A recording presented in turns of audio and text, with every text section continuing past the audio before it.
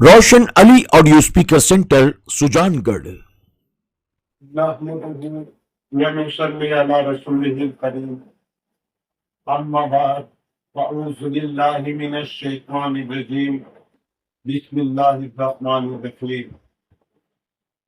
انا اعطيناك الكوثر فصل لربك وانحر ان شانئك هو الابتر ان الله وملائكته يصلون على النبي یا ایھا الذین آمنوا صلوا علیہ وسلموا تسلیما اللہم صلی علی سیدنا و مولانا محمد عدد ما فی علم اللہ صلاۃ دائمۃ بدوام ملک المرض۔ پیارے اسلامی بھائیوں، سرکار مدینہ صلی اللہ تعالیٰ علیہ وسلم کے پیارے دیوانوں ہے، اور اس مہینے کے متعلق اللہ تبارک و تعالی قرآن مقدس میں ارشاد فرماتا ہے، اے محبوب، ہم نے آپ کو کوثر عطا فرمایا، بس نماز پڑھیے اور قربانی کیجیے اپنے رب کے نام پر۔ آپ کا دشمن بے نام نشان ہونے والا ہے۔ دوستوں، بزرگوں، یہ قربانی کا مہینہ بھی آ رہا ہے، اور بہت سے ہمارے اسلامی بھائی پوری دنیا سے مسلمان حج بیت اللہ کے لیے خانہ کعبہ میں تشریف فرما ہے، اور اللہ تبارک و تعالی انہیں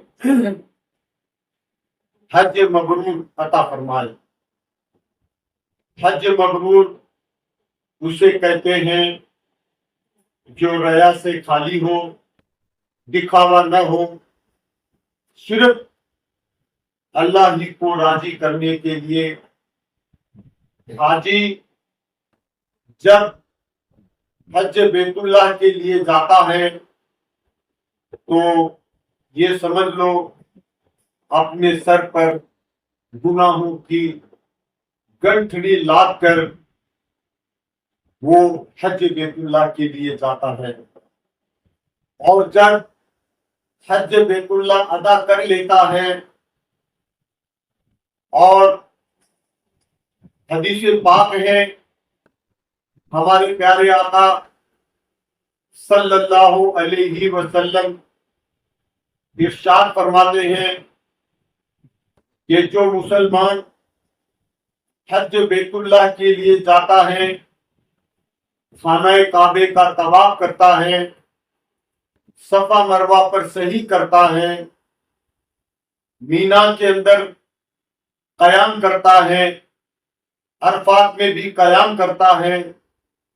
مزدلفہ میں رات گزارتا ہے، اور ذوالحجہ کی 10 تاریخ کو وہ مینا جا کر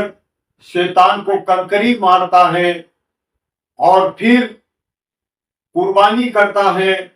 حج کے پورے ارکان ادا کرنے کے بعد میں حاجی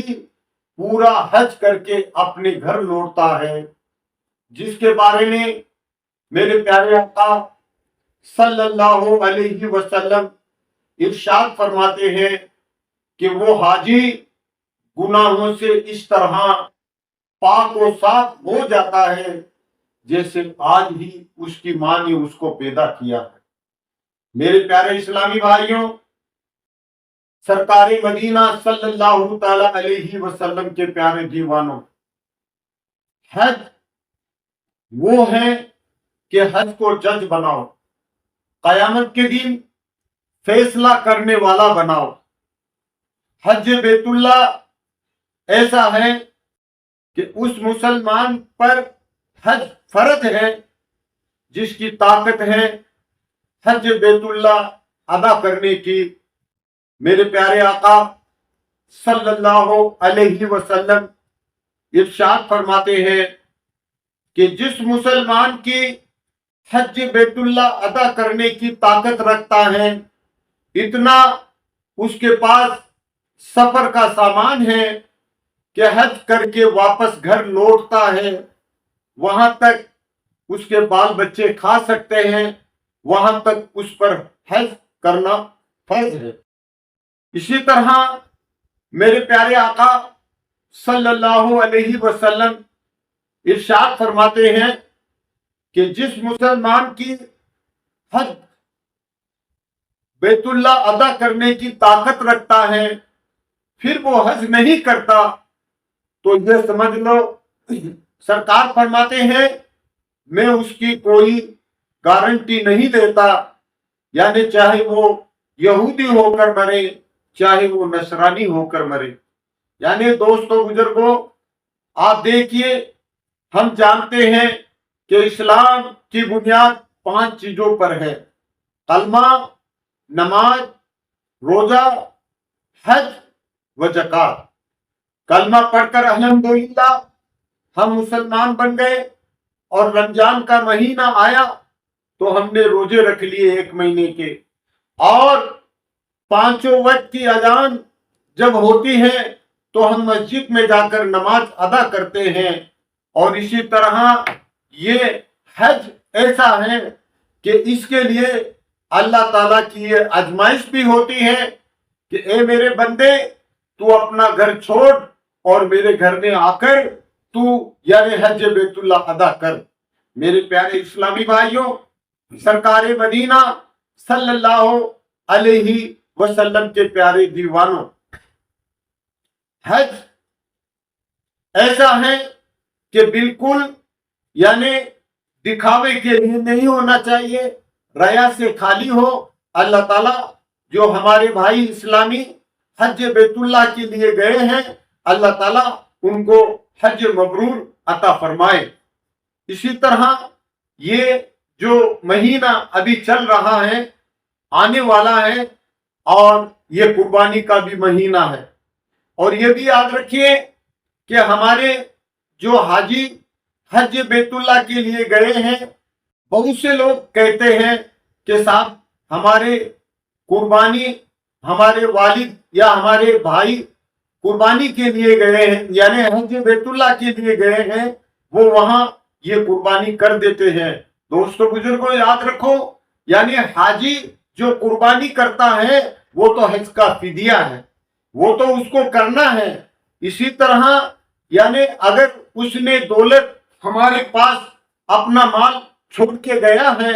تو ہمارے گھر والوں پر بھی قربانی کرنا واجب ہے۔ اس کے بارے میں میرے پیارے آقا صلی اللہ علیہ وسلم ارشاد فرماتے ہیں اپنے صحابہ سے کہ میرے صحابہ بتاؤ یہ قربانیاں کیا ہے؟ صحابہ نے عرض کی یا رسول اللہ یہ قربانیاں کیا ہیں؟ میرے پیارے آقا صلی اللہ علیہ وسلم نے ارشاد فرمایا یہ قربانیاں تمہارے باپ حضرت ابراہیم علیہ السلام کی سنت ہیں۔ پھر عرض کیا یا رسول اللہ اس کے بدلے میں ہمیں کیا ملے گا؟ میرے پیارے آقا صلی اللہ علیہ وسلم نے ارشاد فرمایا کہ تمہیں ہر ایک بال کے بدلے میں ایک نیکی ملے گی۔ پھر صحابہ نے عرض کی یا رسول اللہ اگر اونٹ کا جانور ہے تو آپ نے فرمایا کہ اس کے بھی ہر ایک بال کے بدلے میں تمہیں ایک ایک نیکی ملے گی۔ میرے پیارے اسلامی بھائیوں، سرکار مدینہ صلی اللہ علیہ وسلم کے پیارے دیوانوں، یہ قربانیاں کیا ہیں؟ حضرت ابراہیم علیہ السلام کی سنت بھی ہیں۔ اور یہ بھی یاد رکھیں کہ قربانی جس وقت ہم کرتے ہیں، ہمارے پیارے آقا صلی اللہ علیہ وسلم ارشاد فرماتے ہیں کہ جب ہم قربانی کرتے ہیں، سرکار فرماتے ہیں کہ جب تم قربانی کرو تو یہ اللہ کے دربار میں خون اور گوشت نہیں پہنچتا ہے، بلکہ دل کا تقوی اللہ کی بارگاہ میں پہنچتا ہے کہ کس نیت سے ہم نے قربانی کی ہے۔ میرے پیارے اسلامی بھائیوں، سرکار مدینہ صلی اللہ علیہ وسلم کے پیارے دیوانوں، جس طرح مسلمان پر حج بیت اللہ کرنا مالدار پر فرض ہے، اسی طرح مالدار پر قربانی کرنا بھی واجب ہے۔ آپ دیکھیے، جس کی طاقت ہے قربانی کرنے کی، وہ قربانی کا جانور لائے اور اللہ کی راہ میں قربان کرے۔ آپ جانتے ہو کہ اللہ کے دربار میں خون اور گوشت نہیں پہنچتا، بلکہ اللہ کے دربار میں پہنچتا ہے دل کا تقوی پہنچتا ہے۔ میرے پیارے اسلامی بھائیوں، سرکار مدینہ صلی اللہ علیہ وسلم کے پیارے دیوانوں، میرے پیارے آقا صلی اللہ علیہ وسلم یعنی آپ نے 2 قربانیاں پیش فرمائی۔ صحابہ نے پوچھا،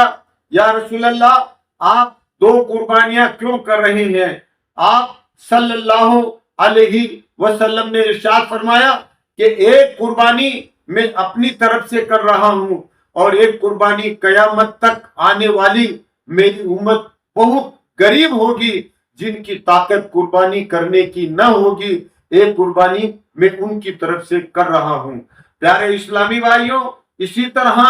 مالدار پر بھی قربانی واجب ہے، اور غریب پر یہ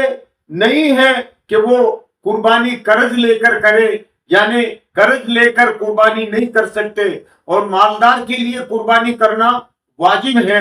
جس کے بارے میں میرے پیارے آقا صلی اللہ علیہ وسلم ارشاد فرماتے ہیں کہ یعنی جو مالدار طاقت رکھتا ہے قربانی کرنے کی اور وہ قربانی نہ کرے تو یہ سمجھ لو میرے عیدگاہ کے قریب ہی نہ آئے۔ یعنی ہم پر یہ سمجھ لو اللہ کے رسول صلی اللہ علیہ وسلم نے تاکید فرمائی ہے کہ یعنی قربانی ہمیں کرنا چاہیے۔ اور یہ بھی یاد رکھیے کہ آج انشاءاللہ 27 تاریخ چاند کی ہو چکی ہے، اور انشاءاللہ پرسوں یہ ذوالحجہ کا چاند نظر آ جائے گا۔ انشاءاللہ پرسوں ذوالحجہ کا چاند نظر آ جائے گا، 29واں مہینہ ہے۔ اس کے بارے میں اللہ کے رسول صلی اللہ علیہ وسلم ارشاد فرماتے ہیں کہ چاند کبھی 29واں بھی ہوتا ہے، کبھی 30واں بھی ہوتا ہے۔ اس طرح یہ چاند کبھی 29واں بھی ہوتا ہے اور کبھی 30واں بھی ہوتا ہے، اور انشاءاللہ ہم یعنی اللہ نے یہ ہماری طاقت رکھی ہے، ہم قربانی ضرور کریں۔ اور یہ بھی یاد رکھیں، ہمارے پیارے آقا صلی اللہ علیہ وسلم ارشاد فرماتے ہیں کہ تم میں جو کوئی بھی قربانی کرنا چاہتا ہے، قربانی کر رہا ہے، اس کو چاہیے کہ وہ 10 دن تک اپنے آپ کو بچائے رکھے۔ چاند نظر آنے سے لے کر قربانی کرنے تک اپنے آپ کو بچائے رکھے، یعنی نہ حجامت بنائے، نہ ناخن تراشے، نہ چہرے یعنی کوئی بھی جسم کے بال ہو یعنی وہ نہیں تراش سکتا 10 دن تک، چاند نظر آنے سے لے کر یعنی سمجھ لو بقرعید کی نماز پڑھنے تک یہ کام وہ یعنی اپنے آپ کو بچائے رکھنا چاہیے۔ میرے پیارے اسلامی بھائیوں، سرکار مدینہ صلی اللہ علیہ وسلم کے پیارے دیوانوں، اس طرح اگر کوئی قربانی نہیں کرنے کی طاقت رکھتا ہے، اگر وہ بھی ہمارے پیارے آقا صلی اللہ علیہ وسلم کو اس سنت کو اپنائے گا تو اللہ تعالیٰ اس کو بھی قربانی کا ثواب عطا فرمائے گا۔ تو انشاءاللہ یہ قربانیاں کیا ہیں؟ حضرت ابراہیم علیہ السلام کی سنت ہے، اور یہ مہینہ حج کا بھی ہے، اور آپ جانتے ہیں اور حج بیت اللہ جو کر کے آئے ہیں انہیں معلوم بھی ہے کہ جب حاجی احرام باندھتا روشن ہے علی اور آڈیو یہ اسپیکر سینٹر پکارتا ہے سجان گڑھ، تلبیہ کہ لبیک اللہم لبیک لبیک لا شریک لک لبیک ان الحمد والنعمت لک والملک لا شریک لک، یعنی اس کی یہی دھن رہتی ہے جب احرام باندھتا ہے حاجی، یعنی احرام باندھنے کے بعد میں 2 نوافل ادا کرتا ہے اور پھر وہ خانہ کعبہ کا طواف کرنا شروع کرتا ہے، تو سب سے پہلے خانہ کعبہ پہ نظر پڑتی ہے، جس کے بارے میں علماء کرام فرماتے ہیں کہ خانہ کعبے پر جو پہلی نظر پڑتی ہے اور جو دعا کرتے ہیں اللہ تعالی ہماری دعاؤں کو قبول فرماتا ہے۔ اسی طرح میرے پیارے اسلامی بھائیوں، سرکار مدینہ صلی اللہ تعالی علیہ وسلم کے پیارے دیوانوں، یعنی 8 ذی الحجہ کو حاجی جو حج بیت اللہ کے لیے گئے ہیں، 8 ذی الحجہ کو فجر کی نماز پڑھ کر مینا کی طرف روانہ ہوں گے۔ 8 تاریخ کو ذی الحجہ کو فجر کی نماز پڑھ کر مکہ سے حاجی مینا کی طرف روانہ ہوں گے، اور مینا کے اندر جوہر کی نماز سے پہلے حاجی کی حاضری شروع ہو جاتی ہے، اور پھر جوہر کی نماز پڑھنے کے بعد میں عصر کی نماز پڑھتے ہیں، مغرب کی نماز پڑھتے ہیں مینا میں، اور عشاء کی نماز پڑھتے ہیں، اور پھر 9 تاریخ کو فجر کی نماز پڑھ کر حاجی عرفات کی طرف روانہ ہوتا ہے۔ میرے پیارے اسلامی بھائیوں، سرکار مدینہ صلی اللہ تعالی علیہ وسلم کے پیارے دیوانوں، عرفات کے اندر 9 تاریخ کو یعنی وہ خیمے کے اندر اور وہاں پر وہ دعا کرتا ہے، عبادت کرتا ہے، اور وہاں پر جوہر عصر کی نماز یعنی وہ جوہر کی نماز بھی ادا کرتا ہے، اور عصر مغرب کی نماز یعنی جوہر عصر کو یعنی وہاں ملا کر پڑھا جاتا ہے، اور پھر مغرب عشاء کی نماز کو بھی وہاں ملا کر پڑھا جاتا ہے، اور پھر 9 تاریخ کو عشاء کی نماز پڑھ کر یعنی 9 تاریخ کو مغرب کی نماز سے پہلے اور یا مغرب کی نماز پڑھنے کے بعد میں عرفات سے حاجی مزدلفہ کی طرف روانہ ہو جاتا ہے۔ مزدلفہ کے اندر کھلی صحن کے اندر حاجی رات گزارتا ہے، وہاں پر یعنی شیطان کو کنکری مارنے کے لیے وہاں وہ یعنی اکٹھے کرتے ہیں۔ رات کو مزدلفہ کے اندر یعنی حاجی قیام کرتے ہیں، عبادت کرتے ہیں، نمازیں پڑھتے ہیں، اور پھر 10 تاریخ کو ذی الحجہ کو حاجی فجر کی نماز پڑھ کر سیدھا یعنی مینا کی طرف روانہ ہو جاتا ہے، اور یہی تلبیہ پکارتا رہتا ہے، لبیک اللہم لبیک لبیک لا شریک لک لبیک ان الحمد والنعمت لک والملک لا شریک لک، یعنی اٹھتے بیٹھتے چلتے پھرتے یعنی جب تک وہ شیطان کو کنکری مارتا ہے، اور پھر یعنی شیطان بڑے زمرے کو پہلے دن کنکری مارتا ہے، اور دوسرے دن تینوں شیطان کو کنکری مارتا ہے، اور پھر تیسرے دن 12 تاریخ تک عصر کی نماز سے پہلے حاجی وہاں سے مکہ کی طرف یعنی وہاں قربانی بھی کرتا ہے، پھر اپنے سر کے بال بھی منڈواتا ہے۔ یہ بھی یاد رکھو، بہت سے ہمارے نوجوان جو حج بیت اللہ کے لیے جاتے ہیں، عمرہ کرنے کے لیے بھی جاتے ہیں، ان کو چاہیے کہ سر کے پورے بال منڈوانا چاہیے، اس طرح پورا چلانا چاہیے، اور اس طرح ہمارے پیارے آقا صلی اللہ علیہ وسلم ارشاد فرماتے ہیں کہ جو پورے سر کے بال منڈواتا ہے وہ یعنی ہر بال کے بدلے میں اللہ تعالیٰ اس کو ایک نیکی عطا فرماتا ہے۔ تو میرے پیارے اسلامی بھائیوں، سرکار مدینہ صلی اللہ علیہ وسلم کے پیارے دیوانوں، وہاں پر پھر وہ 12 تاریخ کی عصر کی نماز سے پہلے مکہ کی طرف حاجی روانہ ہو جاتا ہے۔ احرام کی جو پابندیاں تھی وہ ساری ختم ہو گئی، سر منڈوایا اس نے، احرام کھول دیا، اب اس پر وہ پابندیاں ختم ہو گئی۔ آپ جانتے ہیں احرام کی حالت میں اگر کوئی ہم سے غلطی ہو جائے تو اس پر دم عائد ہوتا ہے۔ اسی طرح میرے پیارے اسلامی بھائیوں، سرکار مدینہ صلی اللہ علیہ وسلم کے پیارے دیوانوں، یہ حج ایسا ہے کہ اس میں سارا جو عبادت ہے اور حج جو ہے وہ جوانی کا ہے۔ آپ دیکھتے ہیں کہ ہمارے یہاں کیا ہوتا ہے کہ جوانی کے اندر ہمارے نوجوان اپنا کاروبار کرتے ہیں، دھندا چلاتے ہیں، دکانداری کرتے ہیں، مال کو اکٹھا کرتے ہیں، اور جب یہ سمجھ لو بڑھاپا آیا، دادا جی بن گئے، تب لوگ کہتے ہیں کہ جاؤ اب حج کر کے آؤ۔ دوستو بزرگوں، اب اس میں وہ طاقت نہیں ہے کہ وہ صفا مروہ پر صحیح کر سکے، یعنی خانہ کعبے کا طواف پورا کر سکے، یعنی مزدلفہ کے اندر آپ جانتے ہو کتنا بڑا یہ لمبا سفر ہوتا ہے، وہاں کوئی سواری نہیں ملتی، پیدل ہی چلنا پڑتا ہے۔ مینا میں شیطان کو کنکری مارتے ہیں تب بھی پیدل چلنا پڑتا ہے، اور عرفات کے میدان میں بھی ہمیں پیدل چلنا پڑتا ہے۔ یعنی جو مزہ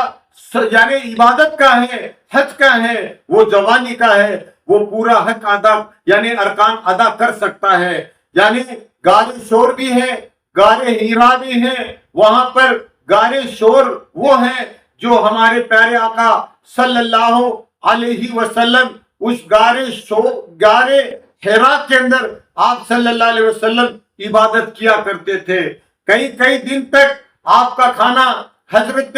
خدیجہ الکبریٰ رضی اللہ تعالی عنہا سرکار کو لا کر پیش کیا کرتی تھی۔ ایک مرتبہ حضرت جبریل علیہ السلام پیارے آقا صلی اللہ علیہ وسلم کی بارگاہ میں حاضر ہوئے اور کہا، یا رسول اللہ، اللہ نے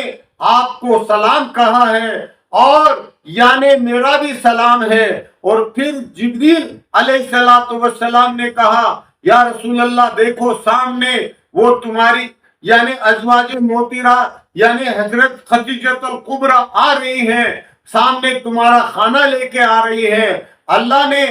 اس کو بھی اپنا سلام کیا ہے اور میرا بھی سلام ان کو پیش کرنا۔ حضرت خدیجہ الکبریٰ رضی اللہ تعالی عنہا غار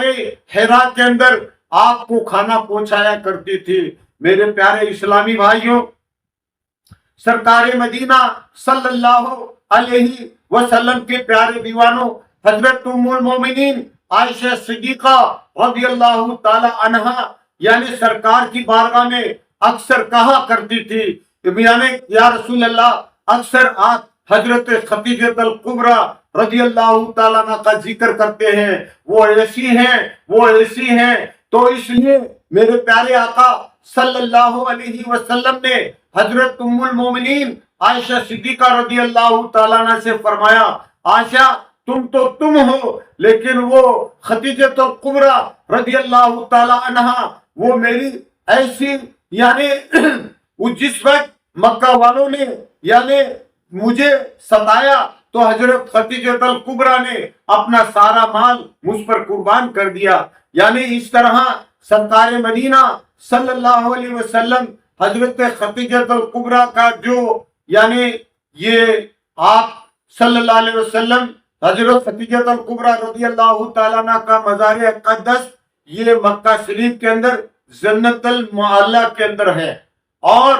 حضرت ام المومنین عائشہ صدیقہ رضی اللہ تعالی عنہا کا مزار مقدس جنت البقیہ مدینہ شریف کے اندر ہے۔ آپ جانتے ہیں یعنی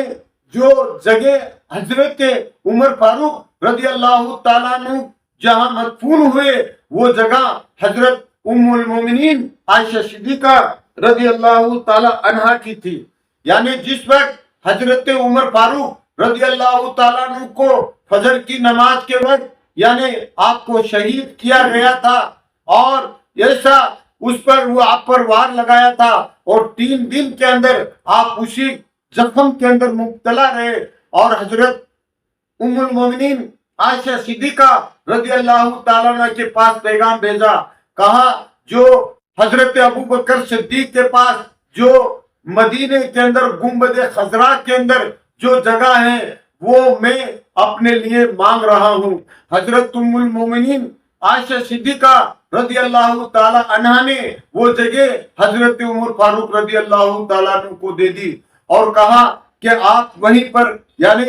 آپ کو یہ جگہ دی گئی۔ اسی طرح ہمارے پیارے آقا صلی اللہ علیہ وسلم کے قریب حضرت ابو بکر صدیق آرام فرما رہے ہیں اور ان کے قریب حضرت عمر فاروق رضی اللہ تعالیٰ عنہ آرام فرما رہے ہیں۔ آپ جانتے ہیں کہ حضرت عمر فاروق رضی اللہ تعالیٰ عنہ کو جب وہاں پر مدفون کیا گیا تھا یعنی حضرت ابو بکر صدیق کو بھی وہاں پر آپ کو سرکار کے پہلو کے اندر مدفون کیا گیا تھا، اس وقت سرکار کے مزار مقدس سے آواز آئی میرے حبیب کو میرے قریب لے آؤ، یعنی اس طرح حضرت ابو بکر صدیق بھی سرکار کے پہلو میں آرام فرما ہے اور ان کے پاس حضرت عمر فاروق بھی آرام فرما ہے، اور جو قریب جگہ ہے وہ حضرت عیسیٰ علیہ السلام کے لیے ہے۔ اس کے بارے میں ہمارے پیارے آقا صلی اللہ علیہ وسلم نے ارشاد فرمایا کہ حضرت عیسیٰ علیہ السلام اس دنیا میں دوبارہ آئیں گے، اس لیے آئیں گے کہ یہ یہود و نصارہ عیسائیوں نے حضرت عیسیٰ علیہ السلام کے بارے میں کہا کہ ان کو سولی چڑھائی تھی، یعنی وہ غلط بات ہے۔ اللہ تعالیٰ نے حضرت عیسیٰ علیہ السلام کو آسمان پر اٹھا لیا، اس لیے وہ دنیا میں واپس آئیں گے، حضور صلی اللہ علیہ وسلم کا دین بھی پھیلائیں گے اور وہاں مدینے کے قریب ہی وہ یعنی پردہ فرمائیں گے، ان کو سرکار کے پہلو میں جو چھوٹی جگہ ہے وہاں پر لا کر ان کو مدفون کیا جائے گا۔ میرے پیارے اسلامی بھائیوں، سرکار مدینہ صلی اللہ تعالی علیہ وسلم کے پیارے دیوانوں، اور انشاءاللہ آپ روشن علی یہ آڈیو عادت اسپیکر بنائیے سینٹر صبح سجان گڑھ۔ جلدی اٹھنے کی بھی۔ یہ چند ضروری باتیں اس لیے بتا رہا ہوں کہ میں نے قربانی کے متعلق بھی یہ حدیث پاک کی روشنی میں آپ کو بتایا اور حج بیت اللہ کے بارے میں بھی آپ کو میں نے آگاہ کیا، اور اسی طرح آپ صبح جلدی اٹھنے کی کوشش کیجیے۔ دوستو بزرگوں، یاد رکھو یعنی بہت سے ہمارے مسلمان بھائی ایسے ہیں کہ جو بالکل ہی صبح بہت لیٹ اٹھتے ہیں، کوئی 9 بجے اٹھتا ہے، کوئی 10 بجے اٹھتا ہے۔ آپ جانتے ہیں کہ ہمارے پیارے آقا صلی اللہ علیہ وسلم ارشاد فرماتے ہیں کہ جو مسلمان صبح سویرے تک سورج نکلنے تک سوتا رہتا ہے تو شیطان اس کے کان میں پیشاب کر دیتا ہے۔ تو دوستو بزرگوں، اپنے چہرے سے غفلت کا پردہ اٹھاؤ، اور ہم یہ جو مہینہ آنے والا ہے، اور یہ مہینہ ایسا مہینہ ہے کہ اس مہینے میں اللہ تعالیٰ کی بارگاہ میں کوئی نیکی پسند نہیں آتی، یعنی حدیث پاک ہے میرے پیارے آقا صلی اللہ تعالی علیہ وسلم ارشاد فرماتے ہیں کہ ان ایام قربانی کے دنوں میں اللہ تعالیٰ کو کوئی نیکی پیاری نہیں ہے اللہ کی راہ میں خون بہانے سے زیادہ، یعنی 10، 11، 12 کی اثر تک یہ قربانی ہے۔ جیسے غیر مقلد کہتے ہیں کہ 13 تاریخ تک یہ قربانی ہے، یہ غلط ہے۔ یہ غیر مقلد اہل حدیث والے کہتے ہیں کہ 13 تاریخ تک ہے۔ دوستو بزرگوں،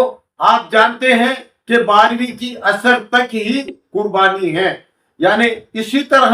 میرے پیارے اسلامی بھائیوں، سرکار مدینہ صلی اللہ علیہ وسلم کے پیارے دیوانوں، اور اپنے ہاتھ ہی سے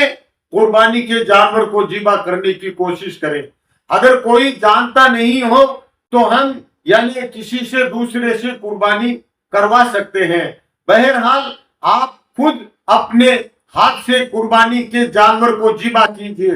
جس وقت ہمارے پیارے آقا صلی اللہ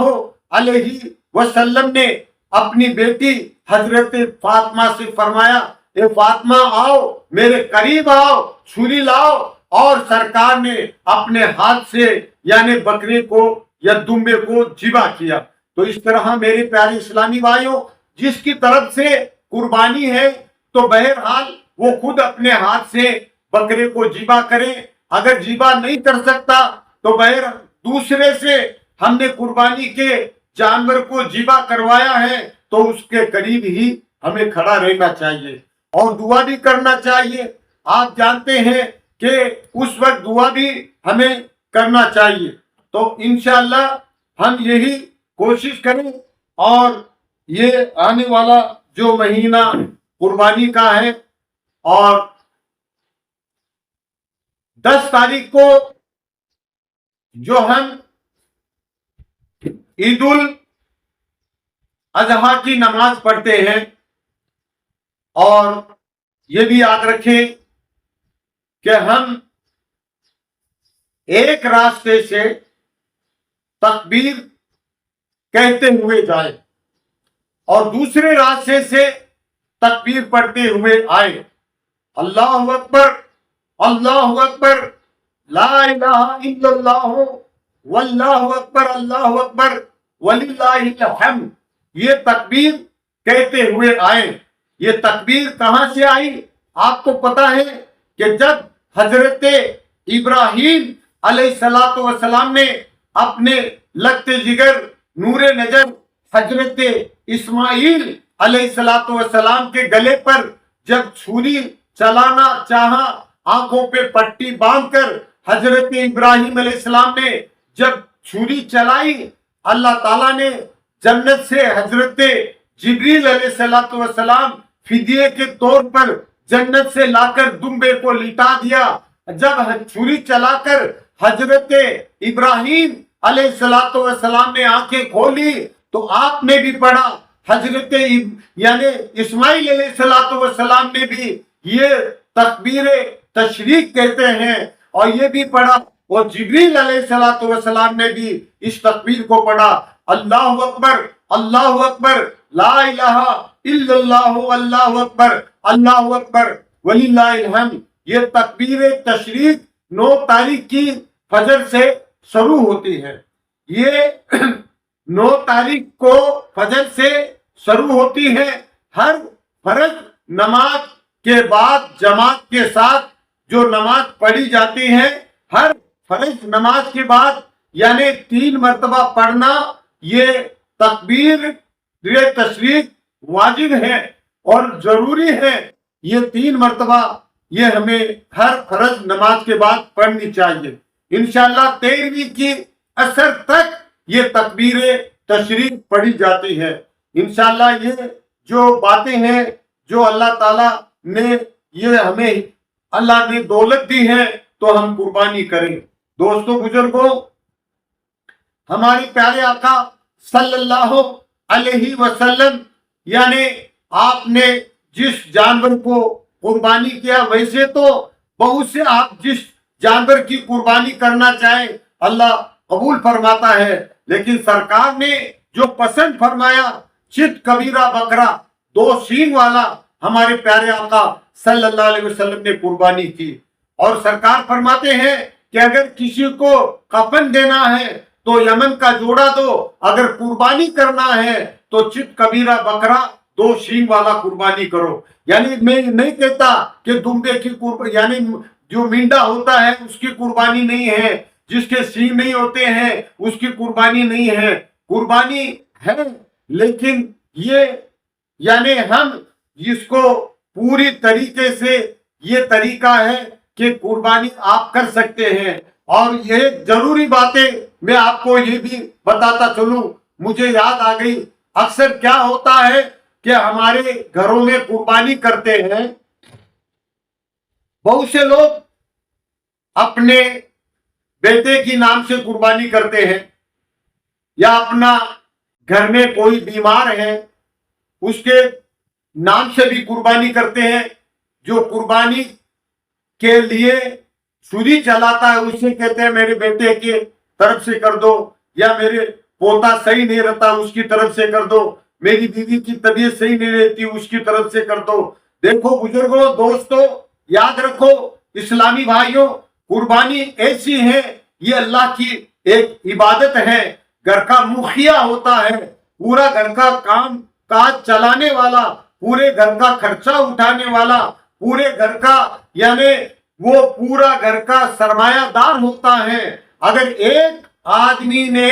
घर की कुर्बानी कर दी तो पूरे घर वालों की वो कुर्बानी अदा हो गई। आप देखो, अगर आपने कुर्बानी दूसरे की तरफ से की, बेटे की तरफ से की, मालिक खुद है, घर का खर्चा खुद चलाते हैं, तो आप पर वाजिब है कि आप कुर्बानी करोगे तो आपके पूरे घर वालों की कुर्बानी अल्लाह ताला कबूल फरमा लेगा, अदा हो जाएगी। अगर आपने कहा कि ये मेरी बीवी की तरफ से कुर्बानी है तो आपको दूसरा कुर्बानी का जानवर लाना होगा।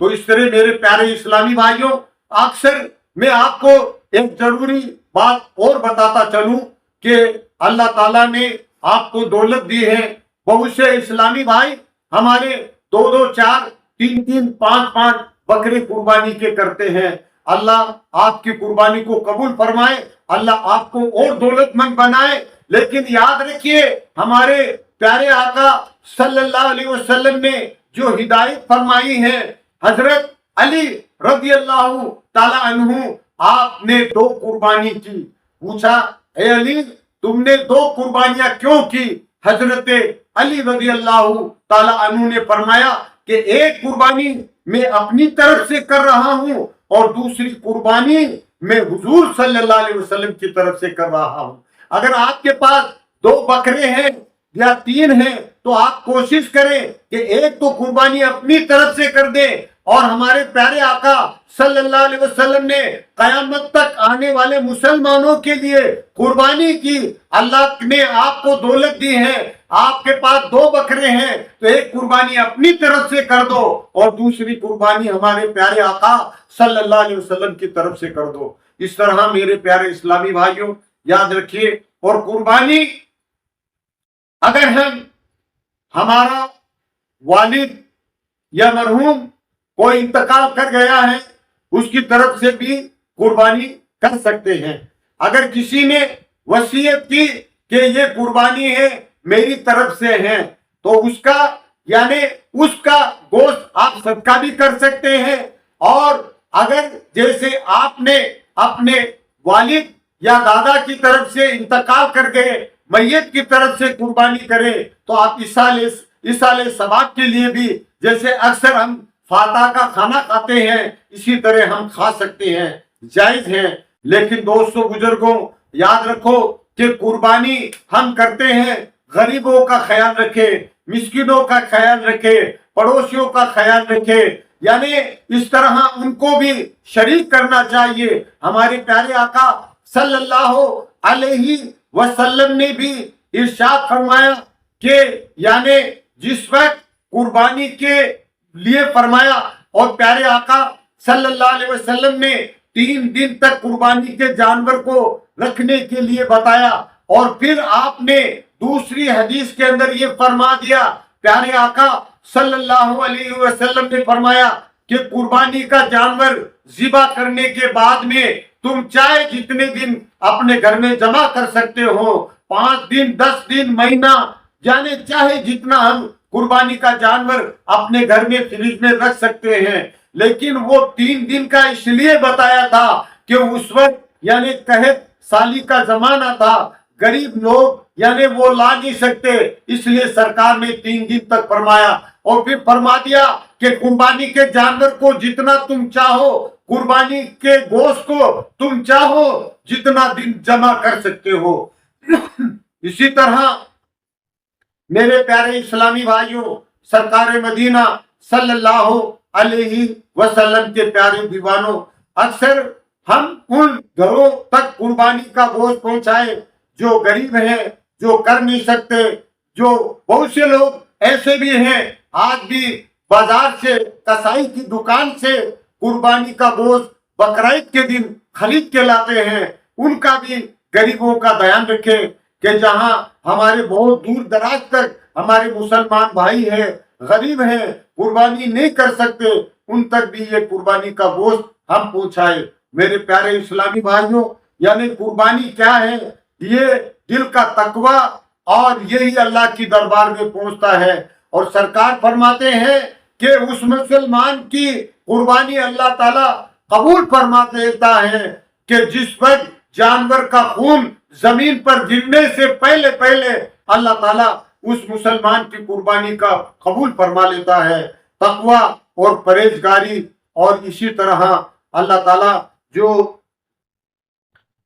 یہ باتیں بتائی ان سب باتوں پر ہمیں عمل کرنے کی توفیق عطا فرمائے۔ اور یہ قربانی کا مہینہ ہے، اللہ تعالیٰ اگر ہماری طاقت دی ہے تو طاقت کے مطابق اللہ تعالیٰ کی بارگاہ میں ہم یہ قربانی کا جانور لائیں، اور اللہ نے ہماری طاقت دی ہے تو حج بیت اللہ بھی ہم ادا کریں۔ اور حج بیت اللہ ادا کرنا یہ یعنی حج فرض ہے، اور اسی طرح یہ انشاءاللہ، اور میں نے ایک وہ بات پہلے بتائی تھی، پھر آپ اس بات کو دوہرا دوں تاکہ آپ کو یاد ہو جائے، یعنی سمجھ لو پرسوں یہ 29 تاریخ کو یہ چاند انشاءاللہ نظر آ جائے گا، تو اس دن سے آپ حجامت بنوانا، ناخن تراشنا جیسے آج یا کل پرسوں تک کر لو، اور پرسوں کے یہ چاند نظر آ جائے گا تو 10 دن تک اپنے آپ کو بچائے رکھنا ہے کہ نہ حجامت بنائیں، نہ ناخن تراشیں، نہ بال منڈوائیں۔ تو اس طرح یہ 10 تاریخ کے یعنی بقرعید کی نماز پڑھ کر قربانی کرنے کے بعد میں ہم اپنے ناخن تراشیں، اپنے بال کو منڈوائیں۔ انشاءاللہ ان باتوں پر انشاءاللہ آپ عمل کریں۔ اللہ تعالیٰ کی بارگاہ میں دعا کرتا ہوں مولا ہم سب کو یہ ہدایت دے کہ ہم آپس میں ایک دوسرے کا خیال رکھیں، اپنے پڑوسیوں کا خیال رکھیں، اپنے ماں باپ کا بھی خیال رکھیں، اپنے رشتہ داروں کا بھی خیال رکھیں۔ یعنی اس طرح اللہ تعالیٰ کی بارگاہ میں دعا کرتے ہیں مولا ہماری جان مال عزت آبرو کی حفاظت فرما۔ اللہ تعالیٰ ہمیں پیارے آقا صلی اللہ علیہ وسلم کی سنتوں پر عمل کرنے کی توفیق عطا فرمائے۔ استغفر اللہ ربی من کل ذنب واتوب الیہ وآخر دعوانا ان الحمد للہ رب العالمین۔ السلام علیکم ورحمۃ اللہ وبرکاتہ۔